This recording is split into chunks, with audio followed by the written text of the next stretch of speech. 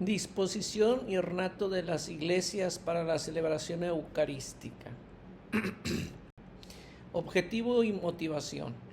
Conocer las disposiciones de los lugares celebrativos con el fin de apreciar el significado propio de cada uno de ellos. Nuestra motivación. Comparte cómo está la estructura de la iglesia en la que participas. De qué material es el altar, el ambón, la sede, dónde están ubicados y si el lugar de los fieles son bancas, sillas, butacas, etc. Principios generales. Iglesia apta para la celebración. Para la celebración de la Eucaristía, el pueblo de Dios se congrega generalmente en la iglesia, o cuando no la hay, o resulta insuficiente, en algún lugar honesto que sea digno de tan gran misterio. Las iglesias, por consiguiente, o los demás lugares, sean aptos para la realización de la acción sagrada y para que se obtenga una activa participación de los fieles. Además, los edificios sagrados y los objetos que pertenecen al culto divino sean en verdad dignos, bellos, signos y símbolos de realidades celestiales. Noble servicio de las artes. De ahí que en las iglesias busca siempre el noble servicio de las artes y acepta toda clase de expresiones artísticas de los diversos pueblos y regiones. Más aún, así como se esfuerzan por conservar las obras de arte y los tesoros elaborados en los siglos pretéritos, y cuanto es necesario adaptarlos a las nuevas necesidades. Trata también de promover las nuevas formas de arte adaptadas a cada tiempo. Formación de artistas. Por eso, en la formación de los artistas y al elegir las obras destinadas a la iglesia, búsquese un auténtico valor artístico que sirva de alimento a la fe y a la piedad y responda auténticamente al significado y fines para los que se destina. Dedicación. Todas las iglesias han de ser dedicadas o por lo menos bendecidas. Las catedrales y las iglesias parroquiales han de ser dedicadas con rito solemne. Comisión diocesana. Para la construcción, reconstrucción y adaptación de los edificios sagrados, los que están interesados en ello consulten a la Comisión Diocesana de la Sagrada Liturgia y del Arte Sacro. El obispo diocesano sírvase del consejo y ayuda de esa comisión siempre que se trate de dar normas en este campo o de aprobar los planos de nuevos edificios o de dar un parecer sobre cuestiones de una cierta importancia. Noble sencillez. El ornato de la iglesia ha de contribuir a una noble sencillez más que a una lujosa ostentación. En la selección de los materiales ornamentales se ha de procurar la verdad de las cosas buscando que contribuyan a la formación de los fieles y a la dignidad de todo lugar sagrado. Oportuna disposición. Una oportuna disposición de la iglesia y de los lugares adyacentes que responda bien a las necesidades de nuestro tiempo requiere que no solo se mire a ella en lo que directamente atañe a la celebración de la acción sagrada, sino que se prevea también todo lo que ayuda a la comunidad de los fieles que habitualmente se tiene en cuenta en los sitios normales de reunión.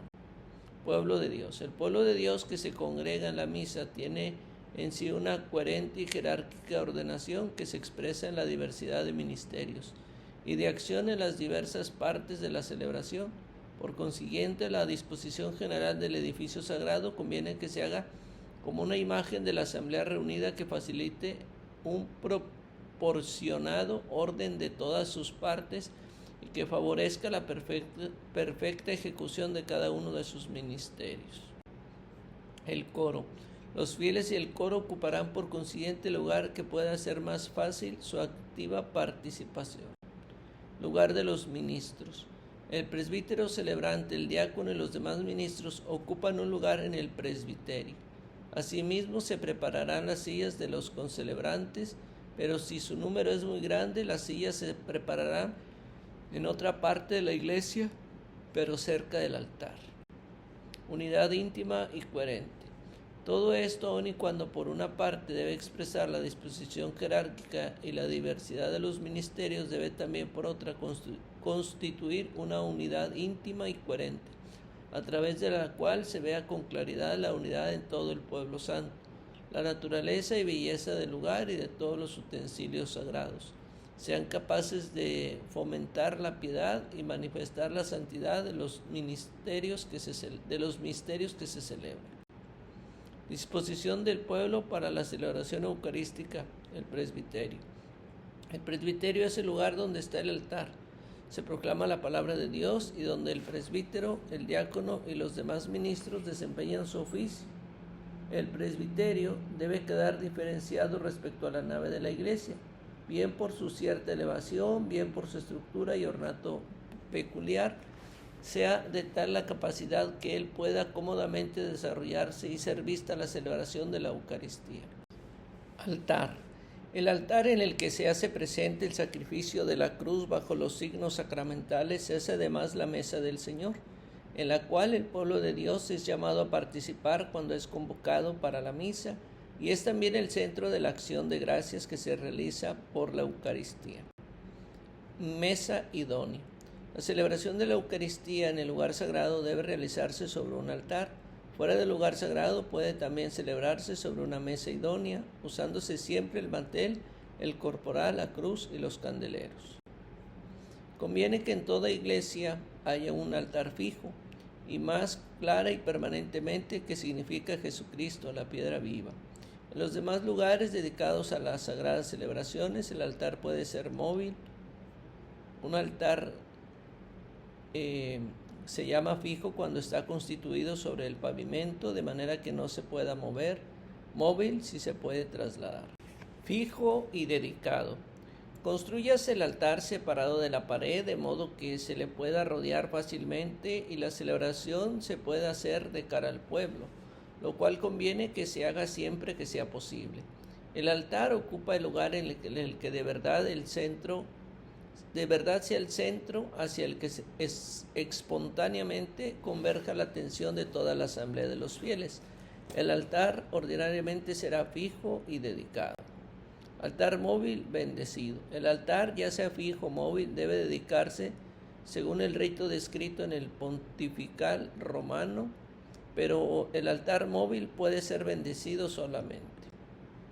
Material sólido. Según la costumbre tradicional de la Iglesia y su significado, la mesa de altar fijo debe de ser de piedra, y precisamente de piedra natural. Con todo, puede también emplearse otro material digno, sólido y trabajado artísticamente a juicio de la Conferencia Episcopal.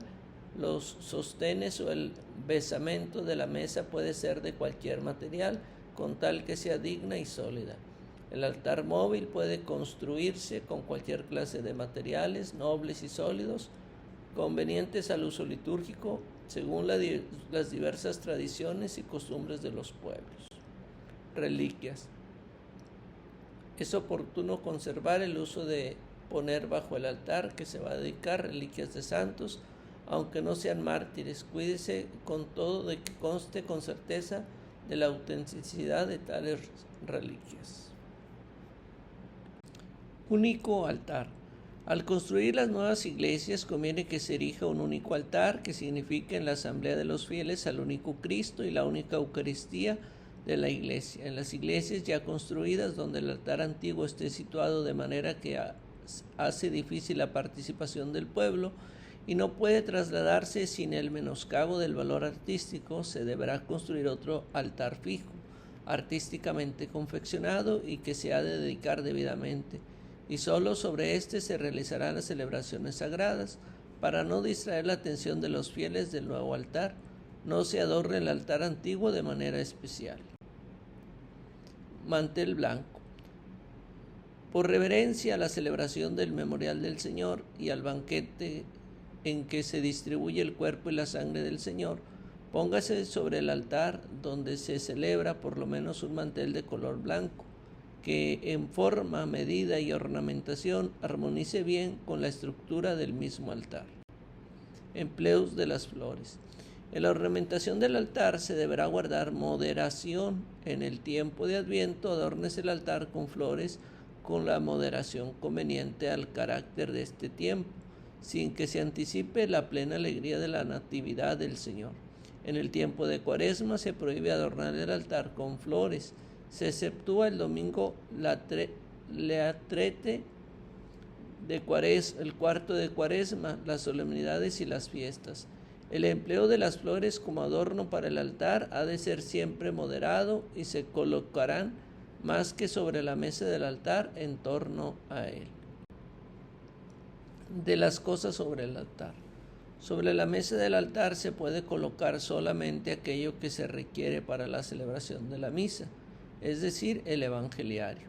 Desde el inicio de la celebración hasta la proclamación del evangelio y desde la presentación de los dones hasta la purificación de los vasos. El cáliz con la patena, el copón si es necesario y también el corporal, el purificador, la palia y el misal. Colóquese además de manera discreta lo que pueda ser necesario para la amplificación de la voz del presbítero. Los candeleros, que en cada acción litúrgica se requieren como signo de veneración o de celebración festiva, colóquese en la forma más conveniente o sobre el altar o alrededor de él, teniendo en cuenta la estructura del altar y del presbiterio, de modo que todo forme una armónica unidad y no impida a los fieles ver fácilmente lo que sobre el altar se hace o se coloca. Cruz. También sobre el altar o cerca de él ha de haber una cruz con una imagen de Cristo crucificado, que sea muy visible para el pueblo congregado. Conviene que esta cruz permanezca junto al altar, también fuera de las celebraciones litúrgicas, a fin de traer a la mente de los fieles la pasión salvadora del Señor. La dignidad de la palabra de Dios exige que en las iglesias haya un lugar conveniente para su proclamación, hacia el que durante la liturgia de la palabra se vuelve espontáneamente la atención de los fieles. Ambón estable. Conviene que en general este lugar sea un ambón estable, no un simple facistol portátil. El ambón, según la estructura de cada iglesia, debe de estar colocado de tal modo que permita al pueblo ver y oír bien a los ministros ordenados y a los lectores. Desde el ambón se proclaman únicamente las lecturas, el salmo responsorial y el pregón pascual. Pueden también tenerse desde él la homilía y las intenciones de la oración universal. La dignidad del ambón exige que suba a él solamente el ministro de la palabra. Conviene que un ambón nuevo sea bendecido antes de destinarlo al uso litúrgico, según el rito descrito en el ritual romano. Sede. La sede del presbítero celebrante debe significar su oficio de presidente de la asamblea y de director de la oración. Por consiguiente, su lugar más adecuado será de cara al pueblo, al fondo del presbiterio, a no ser que la estructura del edificio o alguna otra circunstancia lo impida.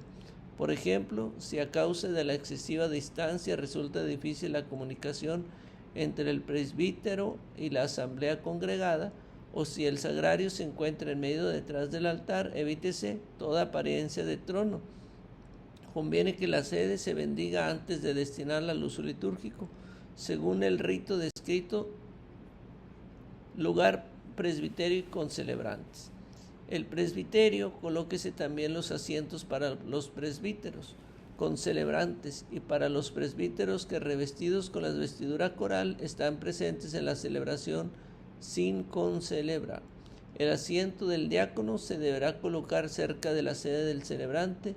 Para los demás ministros, colóquense los asientos de tal manera que se distinga claramente de los asientos del clero y les permita cumplir con facilidad el oficio que se les ha confiado. Disposición de la iglesia, lugar de los fieles. Esté bien estudiado el lugar reservado a los fieles, de modo que les permita participar con vista y con el espíritu de las sagradas celebraciones. Conviene que los fieles dispongan normalmente de bancas o sillas, pero la costumbre de reservar asientos a personas privadas debe reprobarse. La disposición de bancas y sillas, sobre todo en las iglesias de nueva construcción, sea tal que los fieles puedan adoptar las distintas posturas recomendadas para los diversos momentos de la celebración y puedan acercarse con facilidad para recibir la Sagrada Comunión.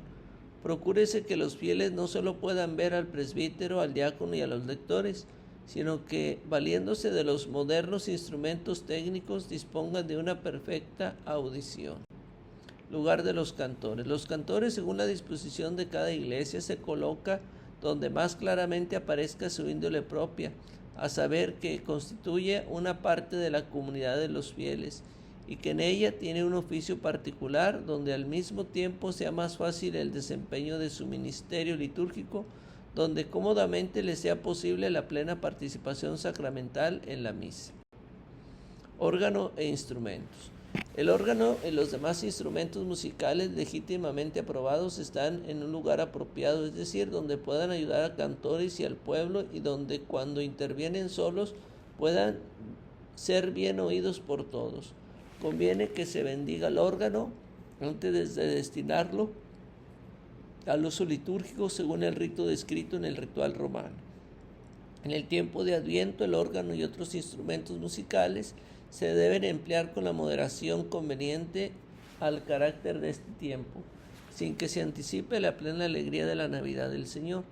En el tiempo de Cuaresma, el sonido del órgano y de otros instrumentos se permite solo para acompañar al canto. De esta regla se exceptúa el domingo, cuarto de Cuaresma, las solemnidades y las fiestas. Lugar del sagrario. Según la estructura de cada iglesia y la costumbre legítima de cada lugar, el Santísimo Sacramento deberá conservarse en el sagrario colocado en un lugar de la iglesia que sea muy digno, importante, visible, debidamente ornamentado y apto para la oración. El sagrario sea ordinariamente uno solo, fijo, confeccionado con material sólido, inviolable y no transparente, cerrado de tal manera que se evite el máximo del peligro de cualquier profanación. Además, es conveniente bendecirlo antes de destinarlo al uso litúrgico, según el rito descrito en el ritual romano. Capilla del Santísimo. Por razón del signo, es más conveniente que el sagrario en que se conserva la Santísima Eucaristía no esté sobre el altar en que se celebra la misa. Es preferible, por lo tanto, colocar el sagrario a juicio del obispo diocesano o en el presbiterio, fuera del altar de la celebración, en la manera y lugar más conveniente, sin excluir el antiguo altar que ya no se utiliza para la celebración, o también en alguna capilla apta para la adoración y oración privada de los fieles, que esté unida con la iglesia y sea visible para los fieles. Lámpara. Según la costumbre tradicional, junto al sagrario debe de estar encendida permanentemente una lámpara especial que se alimente con aceite o cera, con la que se indique y se honre la presencia de Cristo. Se ha de observar también rigurosamente todas las demás disposiciones que según la norma del derecho estén prescritas para reserva de la Santísima Eucaristía. En la liturgia terrena, la Iglesia participa pregustándola de aquella liturgia celestial que se celebrará en la ciudad santa de Jerusalén, a la cual tiende como peregrina y donde Cristo está sentado a la derecha de Dios, y venerando la memoria de los santos, espera tener parte con ellos y disfrutar de su compañía. Imágenes. Por eso las imágenes del Señor, de la Santísima Virgen y de los santos, según una tradición antiquísima de la Iglesia, se han de exponer a la veneración de los fieles en las iglesias y se deben colocar de tal manera que conduzcan fácilmente a los fieles hacia los misterios que ahí se celebran. Por consiguiente, téngase cuidado de que no aumente indiscriminadamente su número y que en su colocación se guarde un justo orden para que no se distraiga la atención de los fieles de las mismas celebraciones. No hay habitualmente más de una imagen del mismo santo, y procúrese en general que la ornamentación y disposición de la iglesia en lo referente a las imágenes fomente la auténtica piedad de toda la comunidad y la belleza y dignidad de las imágenes. Cosas que se necesitan para la celebración de la Santa Misa. Objetivo y motivación.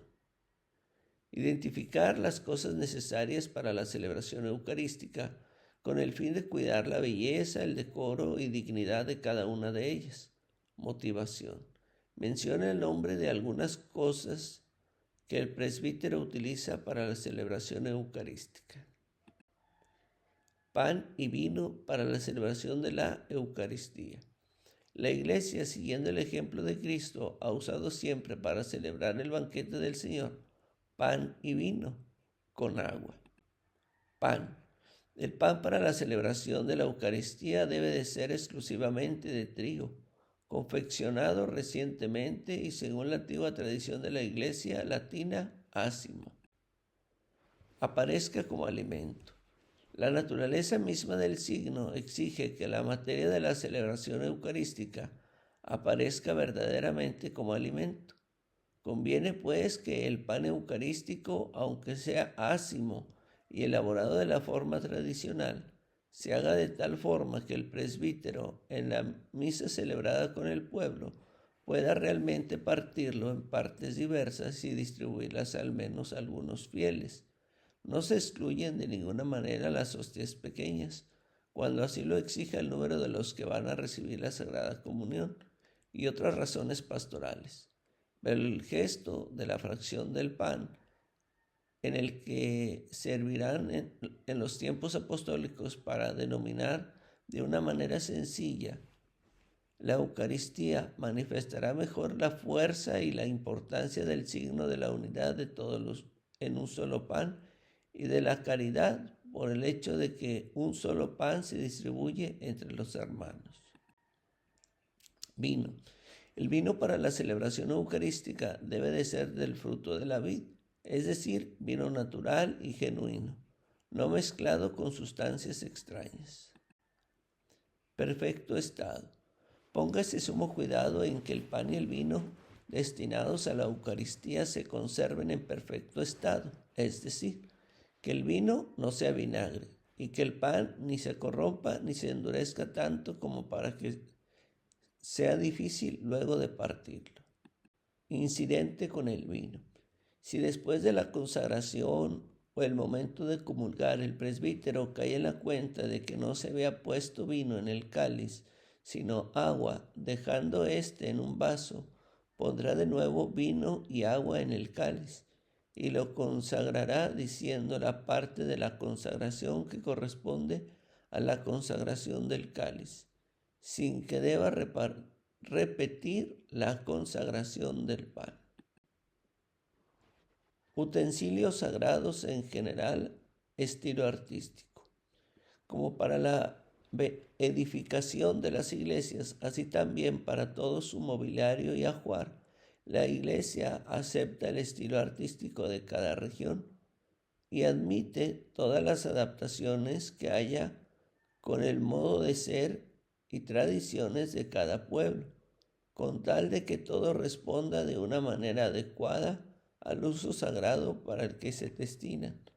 También en este campo búsquese con cuidado la noble sencillez que tanto conviene al arte auténtico. Material noble. En la selección de materiales para los utensilios sagrados se puede admitir no solo los materiales tradicionales, sino también otras que según la mentalidad de nuestro tiempo se consideren nobles, son duraderos y se acomodan bien al uso sagrado. En este campo será juez la conferencia episcopal en cada región. Los vasos sagrados. Entre las cosas que se requieran para la celebración de la misa, merecen especial honor los vasos sagrados, y entre estos el cáliz y la patena, en los que el pan y el vino se ofrecen, consagran y toman. Vasos sagrados.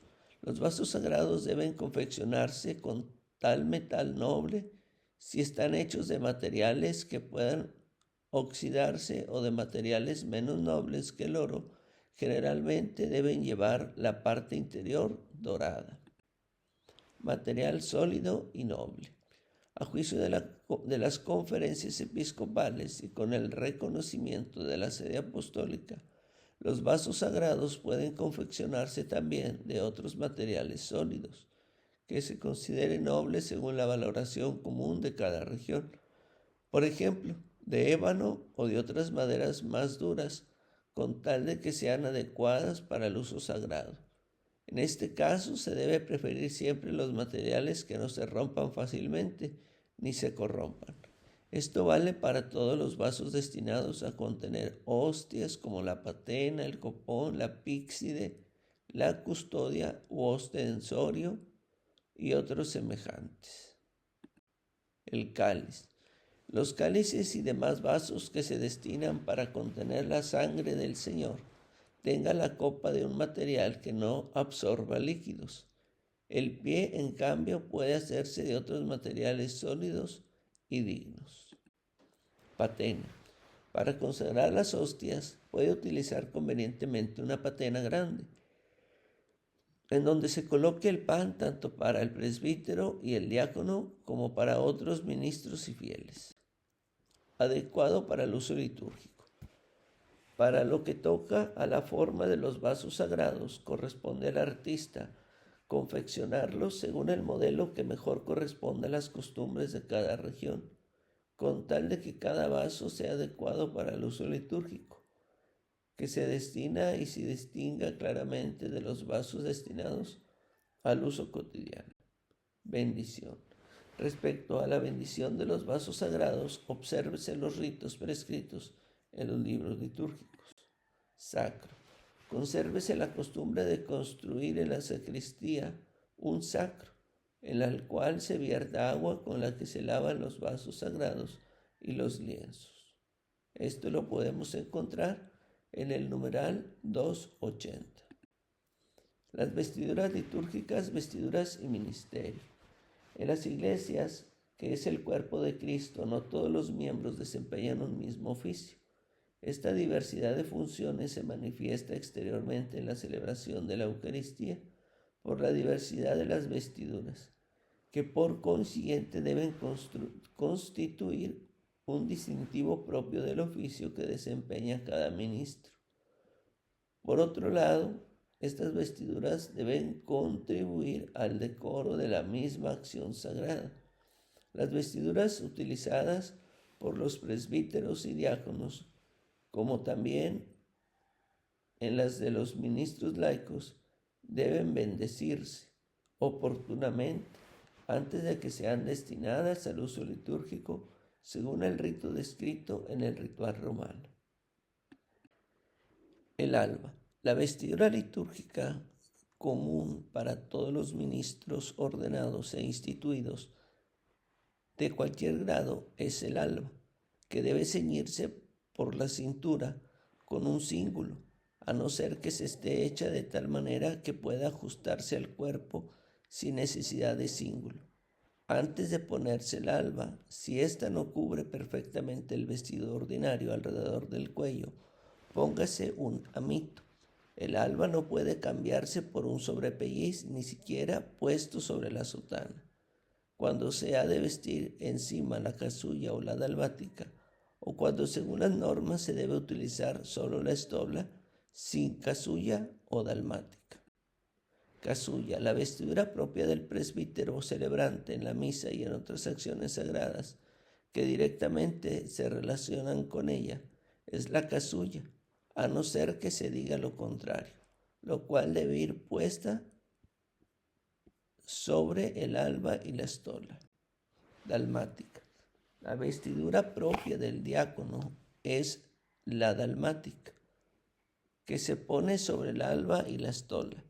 La dalmática, sin embargo, puede omitirse bien por necesidad, bien cuando se trate de un grado menor de solemnidad. Los acólitos, lectores y otros ministros laicos pueden vestir alba u otra vestidura legítimamente aprobada en cada región por la conferencia episcopal. La estola. La lleva el presbítero alrededor del cuello y pendiente ante el pecho. En cambio, el diácono la lleva cruzada desde el hombro izquierdo, pasando sobre el pecho hacia el lado derecho del cuerpo, donde se sujeta. Capa pluvial. La capa pluvial la lleva el presbítero en las procesiones y en algunas otras acciones sagradas, según las rúbricas de cada rito particular. Adaptación. Por lo que toca a las formas de las vestiduras litúrgicas, la conferencia episcopal puede determinar y proponer a la Santa Sede Apostólica las adaptaciones que correspondan mejor a las necesidades y costumbres de las diversas regiones. Confección. Para la confección de las vestiduras litúrgicas, aparte de los materiales tradicionales, puede emplearse las fibras naturales propias de cada lugar o algunas fibras artificiales que respondan a la dignidad de la acción sagrada y de la persona. De esto juzgará la conferencia episcopal. Belleza y nobleza. Conviene que la belleza y nobleza de las vestiduras se busque no en la abundancia de la ornamentación sobreañadida, sino en el material que se emplea y en su corte.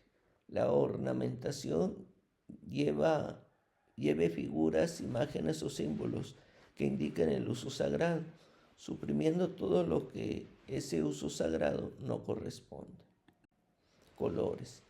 La diversidad de colores en las vestiduras litúrgicas tiene como fin expresar con más eficacia, aún exteriormente, tanto las características de los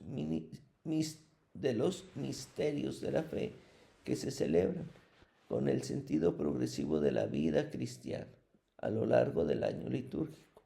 Por lo que toca el color de las vestiduras, obsérvese el uso tradicional, es decir, blanco. El blanco se emplea en los oficios y misas de tiempo pascual y de Navidad del Señor. Además, en las celebraciones del Señor que no sean de su pasión, en las de la Santísima Virgen, de los santos ángeles, de los santos no mártires, en las fiestas de todos los santos, 1 de noviembre, de San Juan Bautista, 24 de junio, en las fiestas de San Juan Evangelista, 27 de diciembre, en la de la cátedra de San Pedro, 22 de febrero, y en la conversión de San Pablo, 25 de enero. Rojo. El rojo se emplea el domingo de la Pasión y el Viernes Santo, y en el domingo de Pentecostés, en las celebraciones de la Pasión del Señor, en las fiestas natalicias de los apóstoles y evangelistas, y en las celebraciones de los santos mártires. El verde. El verde se emplea en los tiempos, oficios y misas del tiempo llamado ordinario. Morado. El morado se emplea en el tiempo de Adviento y de Cuaresma. Puede también usarse en los oficios y misas de difuntos. El rosa puede emplearse donde se acostumbra el domingo Gaudete, tercero de Adviento, y Lataere, cuarto de Cuaresma. Festivas. En los días más solemnes pueden emplearse vestiduras litúrgicas festivas o más nobles, aunque no correspondan al color del día.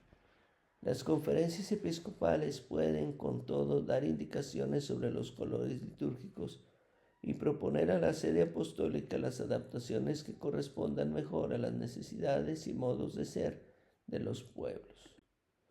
Color propio. En las misas rituales se emplea el color propio o blanco o festivo. En las misas para diversas necesidades el color propio del día o del tiempo o el color morado si expresan índole penitencial, y en las misas votivas el color conveniente a la misa celebrada o el color propio del día o del tiempo. Otras cosas destinadas al uso de la iglesia dignas y aptas. Además de los vasos sagrados y de las vestiduras litúrgicas para lo que se determina un material concreto, todas las otras cosas que se destinan o al mismo uso litúrgico o de alguna otra manera a la iglesia, sean dignas y aptas según la propia finalidad de cada una. Libros litúrgicos. Se debe procurar de manera particular que los libros litúrgicos, sobre todo el evangeliario y el leccionario, que se destinan a la proclamación de la palabra de Dios y por eso gozan de una particular veneración, sean en la acción litúrgica realmente signos y símbolos de las realidades sobrenaturales y por lo tanto verdaderamente dignos, decorosos y bellos. Cruz. Además se debe cuidar con esmero los objetos relacionados directamente con el altar y con la celebración eucarística, como por ejemplo la cruz del altar, la cruz que se lleva en la procesión. Noble sencillez y limpieza. Hágase un serio esfuerzo para que, aun en cosas de menor importancia, se tengan en cuenta las exigencias del arte y queden integradas la noble sencillez y la limpieza. Elección de la misa y sus partes. Objetivo y motivación. Aprovechar la riqueza que proponen los libros litúrgicos acerca de los elementos de la celebración eucarística, para que sean alimento de la espiritualidad cristiana. Motivación. Revisa un misal romano y observa cuántos prefacios tiene, con cuántas plegarias eucarísticas cuenta, cuántos formularios tiene para las celebraciones, etc. Revisa el leccionario 3 y encuentra las lecturas que propone para cada uno de los sacramentos. Textos y oraciones adecuados. La eficacia pastoral de la celebración aumentará sin duda si los textos de las lecturas, de las oraciones y de los cantos responden adecuadamente dentro de lo que cabe a las necesidades y a la preparación espiritual, de modo de ser de quienes participan en el culto. Esto se obtendrá utilizando oportunamente la amplia libertad de elección en que seguida se debe prescribir. Mirar el bien espiritual. El presbítero, por consiguiente, al preparar la misa, mirará más al bien espiritual común del pueblo de Dios que a sus preferencias personales. Tenga además presente que una elección de este tipo estará bien hecha de común acuerdo con lo que habrá de desempeñar alguna función en la celebración, sin excluir a los mismos fieles en la parte que ellos más directamente corresponde. No improvisar. Y puesto que las combinaciones elegibles son tan diversas, es menester que antes de la celebración el diácono, los lectores, el salmista, el cantor, el comentarista y el coro, cada uno por su parte sepa claramente qué textos le corresponden y nada se deje a la improvisación. En efecto, la armónica sucesión y ejecución de los ritos contribuyen en gran manera a disponer el espíritu de los fieles a la participación eucarística. Elección de la misa, solemnidades. En las solemnidades el presbítero está obligado a seguir el calendario de la iglesia en que celebra. Fiestas. En los domingos, en las ferias de Adviento, Navidad, Cuaresma y Pascua, en las fiestas y memorias obligatorias. A. Si la misa se celebra con participación del pueblo, el presbítero debe seguir el calendario de la iglesia en que celebra. B. Si la misa se celebra solo con un ministro, el presbítero puede elegir o el calendario de la iglesia o su calendario propio. Memorias. Memorias libres. En las fiestas de Adviento desde el 17 al 24 de diciembre, así como durante la octava de Navidad y en las ferias de Cuaresma, exceptuados el miércoles de ceniza y las ferias de la Semana Santa, el presbítero dirá la misa del día litúrgico correspondiente. Cuando en alguno de estos días esté señalada una memoria en el calendario general, se puede tomar la colecta de esta memoria, con tal de que no sea el miércoles de ceniza o en alguna de las ferias de Semana Santa. En las ferias del tiempo pascual, las memorias de los santos se pueden celebrar legítimamente de manera íntegra. Adviento, Navidad. En las ferias del Adviento antes del 17 de diciembre, en las ferias del tiempo de Navidad y desde el 2 de enero, en las ferias del tiempo pascual, el presbítero puede elegir o la misa de la feria o la misa del santo, o uno de los santos de los que se haga memoria, o la misa de algún santo que esté inscrito en ese día en el martirilogio. Tiempo ordinario. En las ferias del tiempo ordinario, el presbítero puede elegir o la misa de la feria o la misa de una memoria libre que caiga en ese día, o la misa de algún santo que esté inscrito en ese día en el martirilogio, o una de las misas por diversas necesidades, o una misa votiva. Si celebra con el pueblo, el presbítero ponga cuidado de no omitir habitualmente y sin causa suficiente las lecturas que día tras día estén indicadas en el leccionario ferial, ya que la Iglesia desea que la mesa de la palabra de Dios se prepare con una mayor abundancia para los fieles. Difuntos. Por la misma razón será moderado el preferir las misas de difuntos, ya que cualquier misa se ofrece de igual modo por vivos y por difuntos. Y en la plegaria eucarística se contiene el recuerdo de los difuntos, donde los fieles tienen particular devoción a una memoria libre de la Santísima Virgen o de algún santo, satisfaga su legítima piedad cuando se da la posibilidad de elegir entre una memoria del calendario general y otra del calendario diocesano o religioso. Prefiérase en igualdad de condiciones y según la tradición, la memoria particular. Elección de las partes de la misa. Al escoger los textos de las diversas partes de la misa, del tiempo o de los santos, obsérvese las normas que siguen. Domingos y solemnidades. Para los domingos y solemnidades se señalan 3 lecturas, es decir, profeta, apóstol y evangelio, con las que se educa al pueblo cristiano en la continuidad de la obra de salvación, según la admirable pedagogía divina. Estas lecturas se deben emplear estrictamente en el tiempo pascual, según la tradición de la Iglesia, en lugar del Antiguo Testamento. Se toma la lectura de los Hechos de los Apóstoles. Fiestas. En las fiestas se señalan 2 lecturas, pero si las fiestas, según las normas, se eleva al grado de solemnidad, añádese una tercera lectura tomada del común. Memorias. En las memorias de los santos, si carecen de lecturas propias, léanse ordinariamente las lecturas señaladas para las ferias. En algunos casos se proponen lecturas apropiadas que ponen de relieve un aspecto particular de la vida espiritual o actividad del santo. Pero el uso de estas lecturas no es obligatorio, a no ser que lo sugiera la utilidad pastoral. Leccionario ferial. En el leccionario ferial se proponen lecturas para todos los días de cualquier semana, a lo largo de todo el año.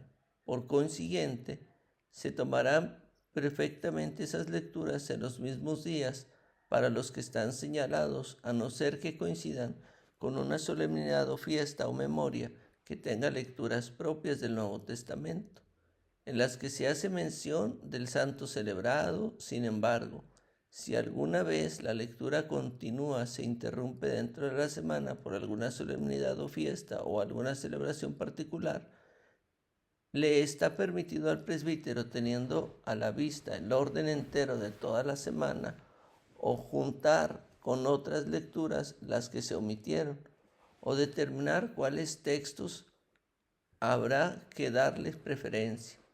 En las misas para grupos peculiares, el presbítero puede escoger algunos textos que sean más apropiados para determinada celebración particular, con tal que los tome de algún leccionario aprobado. Misas rituales. Existen además en el leccionario una selección particular de textos de la Sagrada Escritura para las misas rituales, en que va incluido según algún sacramento o sacramental, o para las misas que se celebran por diversas necesidades. Estos leccionarios se han hecho para que los fieles, oyendo una lectura más acomodada de la palabra de Dios, pueda llegar a entender mejor el misterio en el que toma parte y sean formados en una mayor estima de la palabra de Dios. Por consiguiente, los textos que se proclaman en una celebración han de determinarse teniendo presente no solo los normales motivos pastorales, sino también la libertad de elección concedida para estos casos. Versión breve y larga. Algunas veces se proponen 2 versiones del mismo texto, una breve y una larga. En la elección de estas dos formas, téngase en cuenta un criterio pastoral, que hay que considerar la capacidad de los fieles de escuchar con provecho una lectura más larga o más breve, como también su capacidad de escuchar un texto más completo que se deberá explicar por medio de la homilía. Elección entre 2 textos. Pero cuando se concede la facultad de elegir entre 2 textos, ya establecidos o propuestos como facultativos, se debe tomar en cuenta la utilidad de los participantes. Por consiguiente, se elegirá el texto más fácil o más adecuado para la asamblea reunida. O se repetirá o omitirá un texto que se asigna a alguna celebración como propio, por otro de libre elección, cuando así lo sugiera la utilidad pastoral. Esto puede suceder o cuando el mismo texto debe de ser leído nuevamente en los días próximos, por ejemplo el domingo, en el día de la feria siguiente, o cuando se tiene el temor de que un texto pueda generar algunas dificultades en algún grupo de fieles. Con todo, la elección de los textos sagrados de la Sagrada Escritura se deberán cuidar de no excluir permanentemente algunas de sus partes. Además de las facultades de elegir algunos textos más adecuados de las cuales se habló antes, las conferencias episcopales tienen la facultad, en circunstancias especiales, de indicar algunas adaptaciones relativas a las lecturas, con tal de que los textos se elijan de un leccionario debidamente aprobado. Oraciones. En cualquier misa, mientras no se indique lo contrario, se dicen las oraciones propias de esa misa. Santos. En la memoria de los santos se dice la colecta propia o, si carece de ella, la común que le corresponde.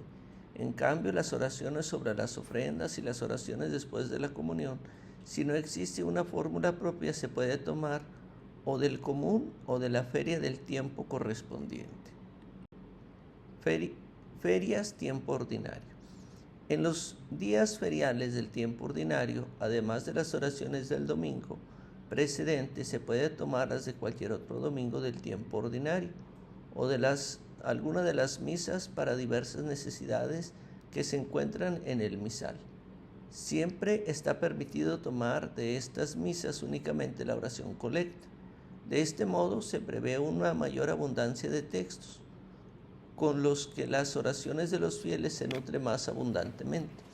Con todo, en los tiempos más importantes del año, esta acomodación ya está prácticamente hecha en las oraciones que se señala para cada día en el misal. Prefacio. La mayor parte de los prefacios con que ha sido enriquecido el misal romano miran a que los motivos de la acción de gracias brillen en la plegaria eucarística con mayor plenitud y que los diversos aspectos del misterio de salvación se vayan exponiendo con más claridad. Es conveniente que la elección de una u otras de las plegarias eucarísticas que se encuentren en el ordinario de la misa se rija oportunamente por estas normas. Canon romano. La plegaria eucarística 1 o canon romano, que se puede emplear siempre, se dirá más oportunamente en los días que tienen reunidos en común propio o en las misas que tienen también su propio acepta, Señor, en tu bondad. También en las fiestas de los apóstoles y de los santos que se mencionan en la misma plegaria. De igual modo los domingos, a no ser que por motivos pastorales se prefiera la plegaria eucarística 3. Plegaria eucarística 2. La plegaria eucarística 2, por su misma característica, se emplea mejor en los días ordinarios de entre semana o en particulares circunstancias. Aunque tiene su prefacio propio, puede también usarse con prefacios distintos, sobre todo con los que se presentan en forma más resumida el misterio de la salvación. Por ejemplo, con los prefacios comunes, cuando la misa se celebra por un determinado difunto, se puede emplear una fórmula particular que figura ya en su respectivo lugar antes del acuérdate también. Plegaria eucarística 3. La plegaria eucarística 3 puede usarse en cualquier prefacio. Su uso se recomienda los domingos, las fiestas, pero si esta plegaria se emplea en las misas por los difuntos, puede utilizarse una fórmula particular para el difunto, que debe introducirse en su respectivo lugar, es decir, después de reúne en torno a ti, Padre misericordioso, a todos tus hijos dispersos por el mundo. Plegaria Eucarística 4. La Plegaria Eucarística 4 tiene un prefacio fijo y de un sumario más completo en la historia de la salvación. Se puede emplear cuando la misa no tiene prefacio propio y en los domingos del tiempo ordinario. Esta plegaria, por razón de su propia estructura, no se puede introducir una fórmula especial por un difunto. Cordero de Dios. Los cantos establecidos en el ordinario de la misa, por ejemplo, el Cordero de Dios, no se puede sustituir con otros cantos. Cantos. Para elegir el canto que se intercalará entre las lecturas, lo mismo que los cantos de entrada, de preparación de dones y comunión, obsérvese las normas que se establecen en su lugar. Aquí habría que checar el número 40, 41, 47, 48, 61, 64, 61, 64, 74, 86 al 88. Misas y oraciones para diversas circunstancias y misas de difuntos. Objetivo y motivación. Conocer los diferentes formularios propuestos por el misal romano para utilizarlos en la ocasión y momento adecuado. Motivación. ¿Recuerdas algún esquema de misa que el presbítero ha utilizado en esta semana? Misas y oraciones para diversas circunstancias.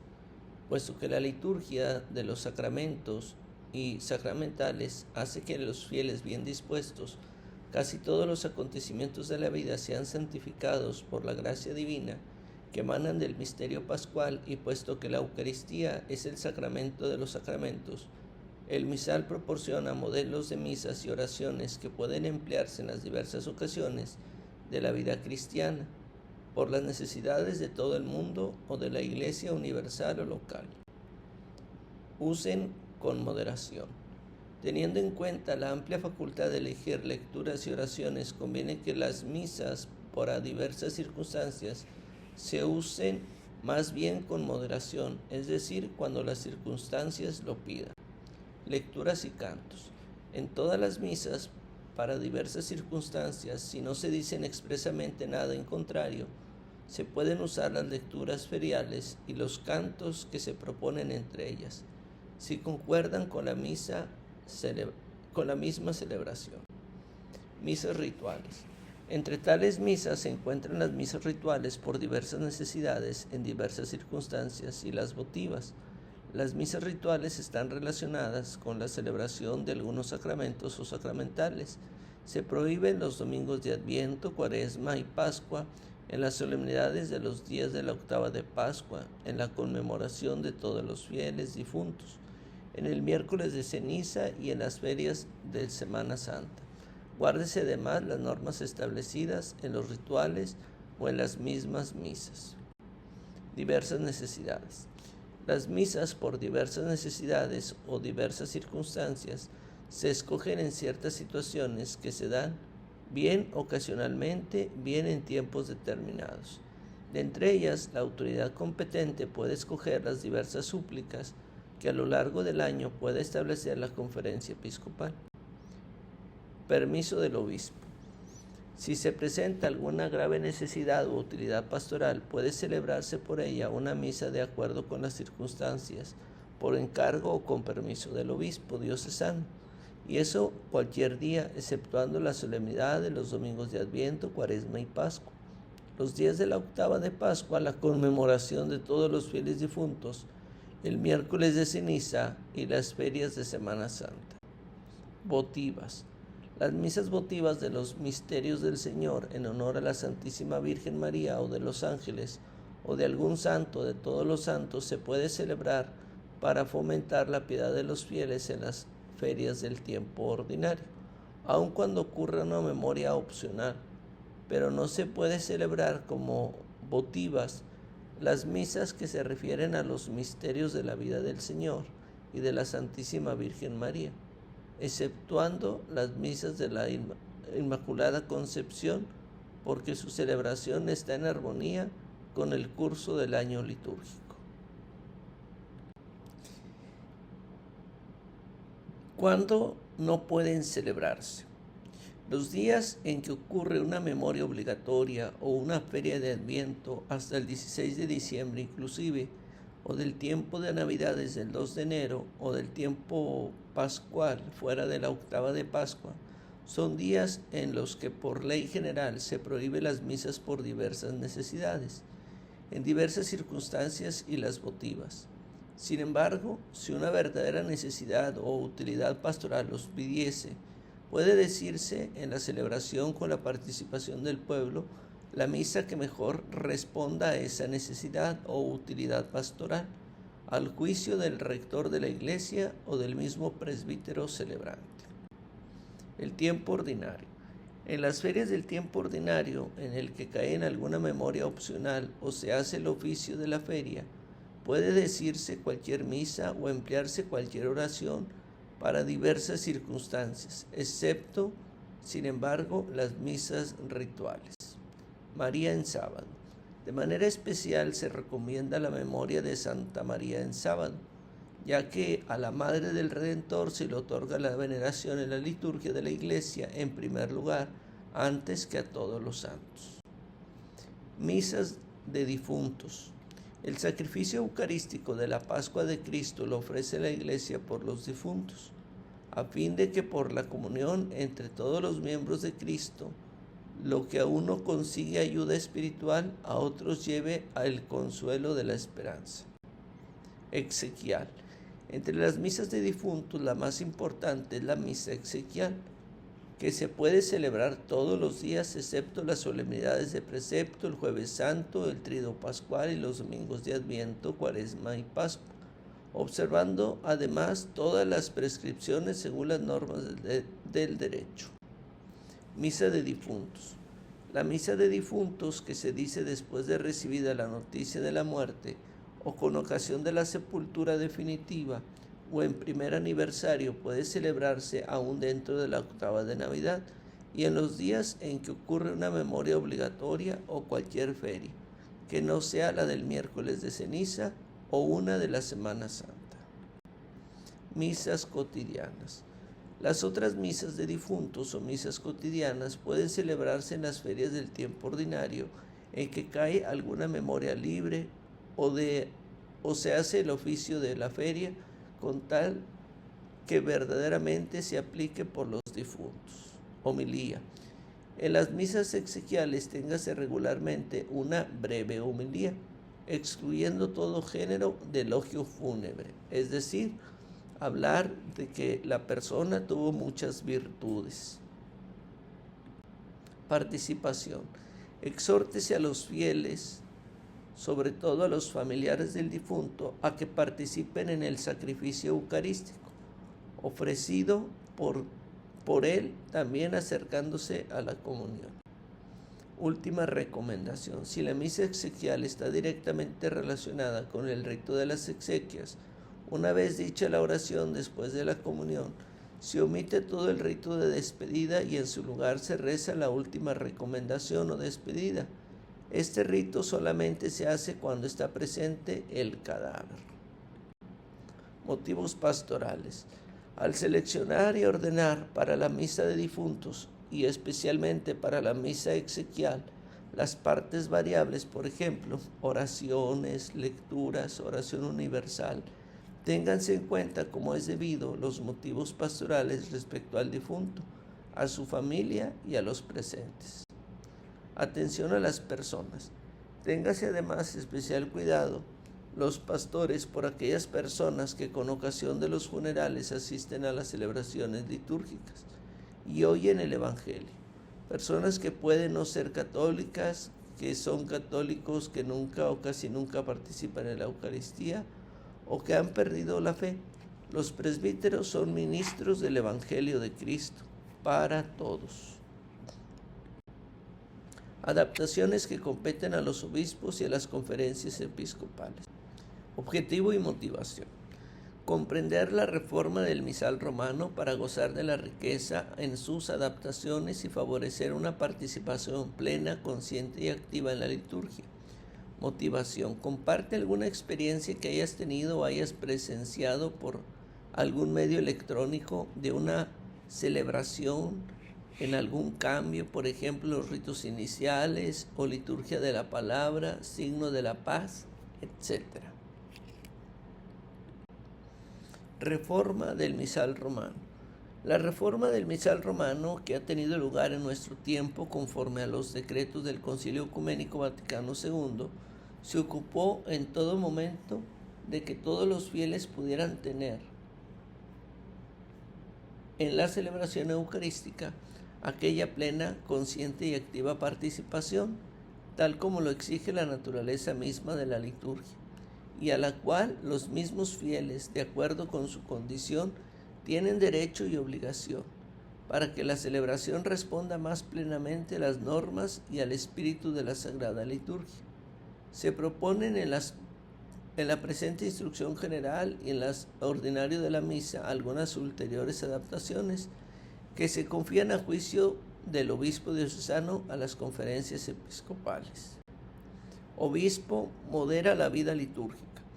El obispo diocesano, que se ha de considerar como el gran presbítero de su grey y que de alguna manera deriva y depende de la vida en Cristo de sus fieles, debe fomentar, moderar y vigilar la vida litúrgica en su diócesis. A él, en esta institución general, se le confía la moderación de la disciplina de la celebración, el establecimiento de las normas para el oficio de ayudar al presbítero en el altar, para la distribución de la Sagrada Comunión bajo las 2 especies, así como para la construcción y disposición de las iglesias. Pero por encima de todo corresponde al obispo el deber de alimentar el espíritu de la Sagrada Liturgia en los presbíteros, los diáconos y los fieles. Las adaptaciones a las cuales se habla a continuación y que exigen una más amplia coordinación han de ser determinadas por la Conferencia Episcopal de acuerdo al derecho. Preparar y aprobar edición. A las conferencias episcopales compete sobre todo preparar y aprobar la edición de este misal romano en las lenguas vernáculas aprobadas, para que, obtenido el reconocimiento de la sede apostólica, se utilice en las respectivas regiones. El misal romano, tanto en su origen latino como en sus traducciones vernáculas legítimamente aprobadas, debe ser editado íntegramente. Aprobaciones.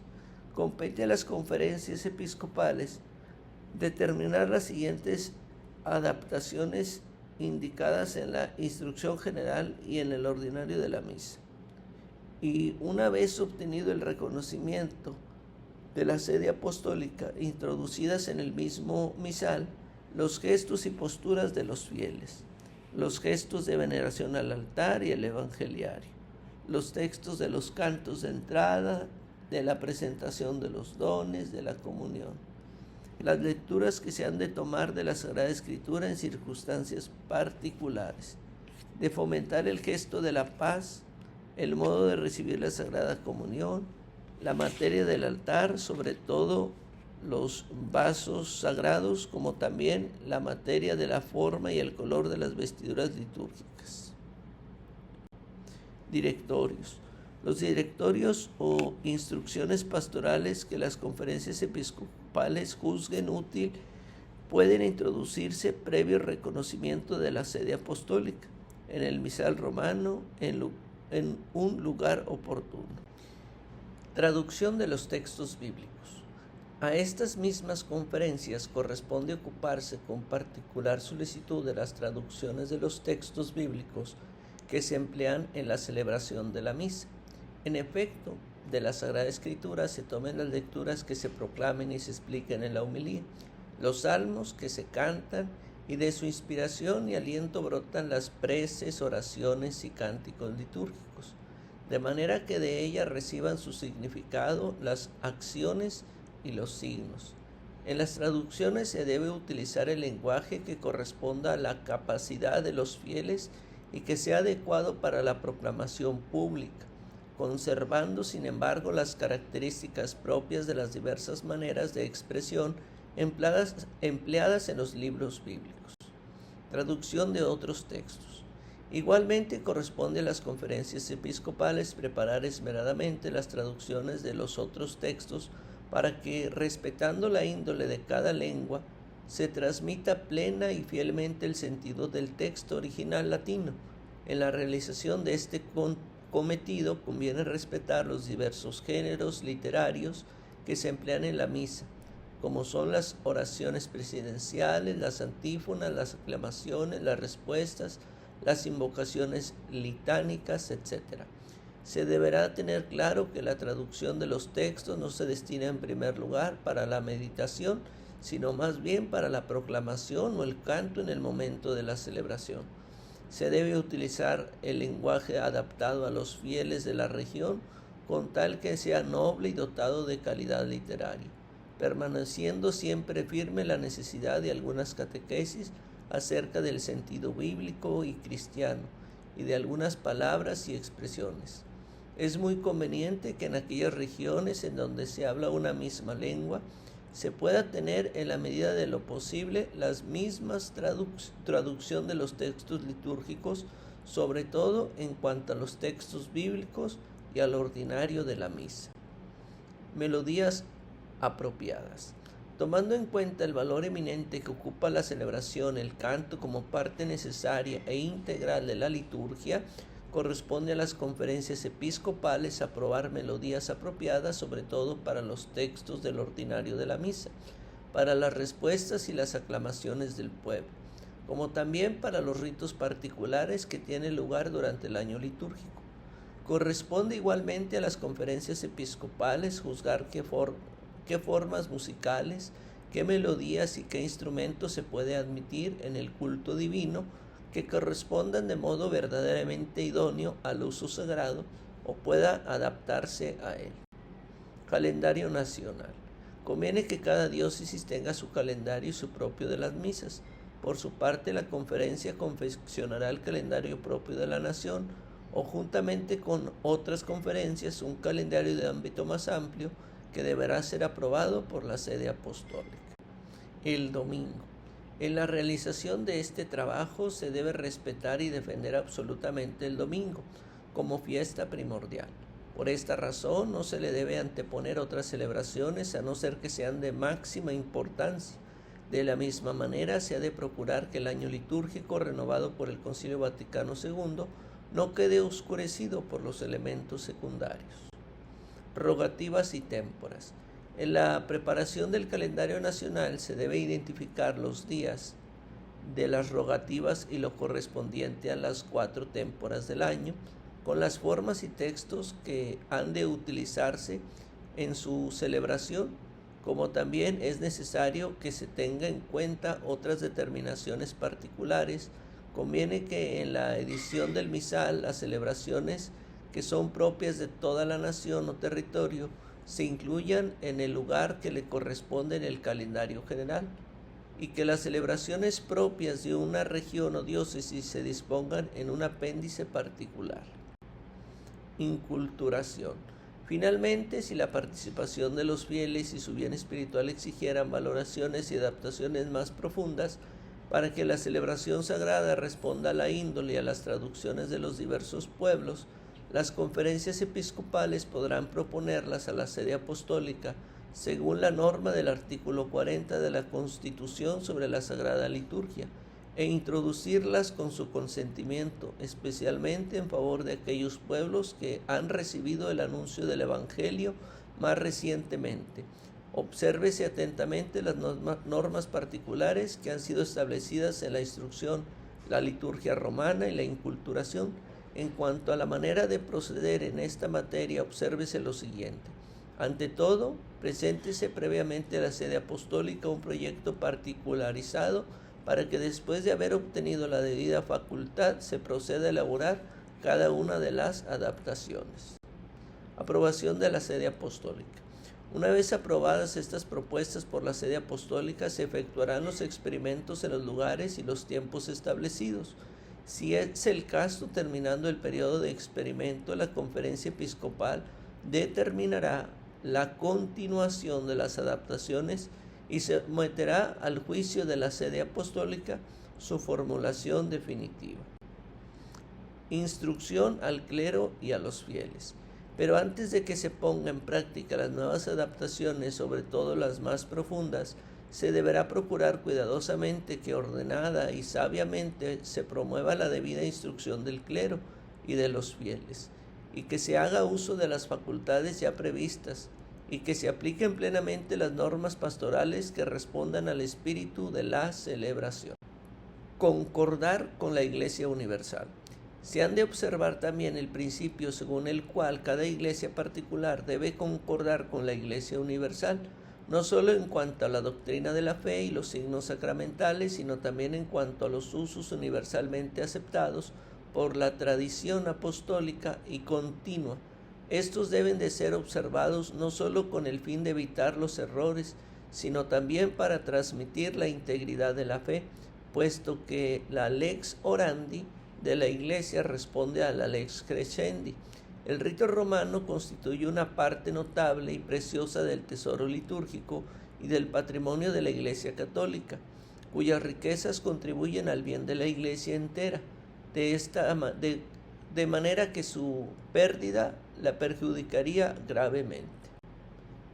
Ediciones típicas. Este rito, con el transcurso de los siglos, no solo ha conservado los usos litúrgicos originados en la ciudad romana, sino que también ha integrado en sí de manera profunda, orgánica y armónica otros ritos que provenían de las costumbres y de la cultura de los pueblos diversos y también de las iglesias particulares tanto del occidente como del oriente, adquiriendo así un carácter suprarregional.